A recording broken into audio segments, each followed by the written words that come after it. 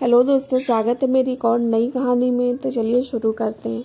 शादीशुदा थी, फिर भी कई मर्दों से रिश्ते थे। एक शादीशुदा औरत जिसने बाहर के कई लोगों से प्रेम संबंध बना रखे थे, फिर क्या हुआ?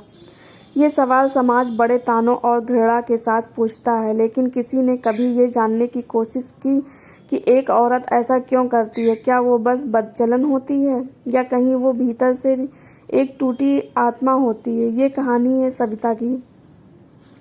उम्र 18 साल, 2 बच्चों की मां और एक नाम मात्र की पत्नी। बाहर से देखने पर उसकी जिंदगी ठीक लगती थी। अच्छा घर, पति की नौकरी, बच्चे स्कूल में टॉपर, मगर अंदर एक ऐसा सूनापन जो रातों को जिंदा निकलता था।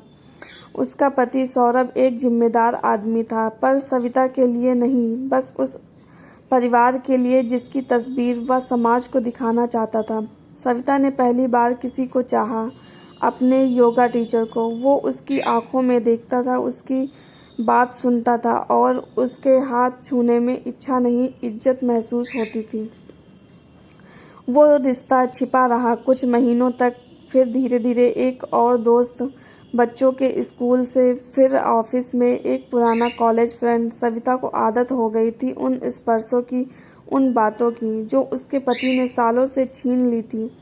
वो जानती थी वो गलत कर रही है। हर बार जब कोई बाहरी पुरुष उसे तुम बहुत खूबसूरत हो कहता, वो अंदर से रो देती थी, क्योंकि उसे याद आता कि उसके पति ने उसे सालों से सुंदर तक नहीं कहा था।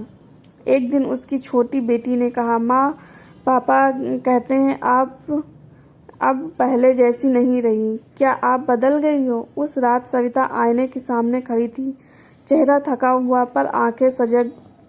उसने खुद से पूछा, क्या मैं सच में चरित्रहीन हूँ, या मैं सिर्फ वो औरत हूँ जिसे सालों से किसी ने चाहा ही नहीं? कुछ ही हफ्तों में बात खुल गई। सौरभ को सच्चाई पता चली। घर में तूफान आया, गालियाँ, ताने, बच्चों का रोना और फिर खामोशी। सविता घर छोड़कर एक किराए के फ्लैट में चली गई, अकेली। न वो पुरुष बचे, न रिश्ते, बस वो और उसका अंतर्मन। और पर अंत नहीं था। उसने काउंसलिंग ली, मनोवैज्ञानिक से बात की और धीरे धीरे खुद को समझा। एक दिन उसने लिखा, मैंने प्यार के नाम पर टुकड़े समेटे थे, लेकिन अब मैं खुद को जोड़ रही हूँ। मुझे किसी और की बाहों की ज़रूरत नहीं, अब मैं खुद को थामूंगी।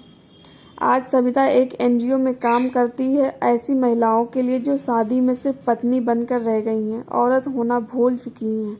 हर औरत जो गलत राह पर जाती है वो हमेशा गिरने के लिए नहीं चलती। कई बार वो ढूंढ रही होती है वो खुद को, जो सालों पहले किसी रिश्ते की चुप्पियों में खो गई थी।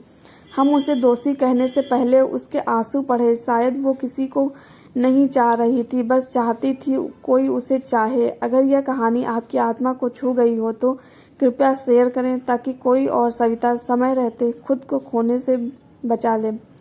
और हमारे चैनल पर नए हैं तो मेरे चैनल को सब्सक्राइब करें और इस कहानी को लाइक करें।